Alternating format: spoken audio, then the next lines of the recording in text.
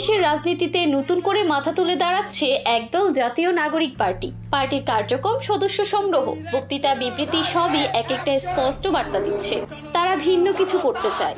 আর ঠিক তখনই তাদের কণ্ঠে ধ্বনিত হচ্ছে একটি পুরনো অথচ জ্বালাময়ী স্লোগান, ইনকিলাব জিন্দাবাদ। প্রশ্ন উঠেছে, এই স্লোগান তারা কেন বেছে নিল? এর পেছনে কি কেবল আবেগ, নাকি রয়েছে গভীর কোনো বার্তা? এই ইনকিলাব বা বিপ্লব শব্দটি শুধু ভাষার খেলা নয়। ইতিহাস বলে এই স্লোগান ছিল উপনিবেশবাদী শাসনের বিরুদ্ধে লড়াইয়ের প্রতীক। এককালের মুক্তিকামী তরুণদের মুখে মুখে ফিরত এই বাক্য, ইনকিলাব জিন্দাবাদ। আর আজ এই শব্দমালা ফিরছে বাংলাদেশের মাটিতে, জাতীয় নাগরিক পার্টির ব্যানার। কিন্তু কিসের বিপ্লব, কাদের বিরুদ্ধে এই সংগ্রাম? পার্টির বার্তা স্পষ্ট, তারা পুরনো, ক্লান্ত, দুর্নীতিগ্রস্ত রাজনীতিকে ভেঙে নতুন ধারার জন্ম দিতে চায়। তারা বলেছে, এখন আর দল নয়, দরকার দেশপ্রেম।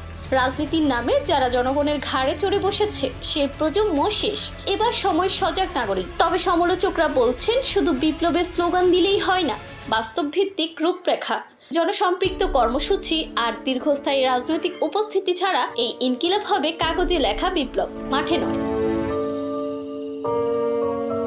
এদিকে পার্টির তরফে ইঙ্গিত মিলেছে তারা নতুন ধরনের রাজনীতি শুরু করতে যাচ্ছে, যেখানে থাকবে না গডফাদার, থাকবে না ক্ষমতার খেলোয়াড়, থাকবে স্বচ্ছতা, প্রযুক্তি এবং নাগরিক সচেতনতার মিশেল।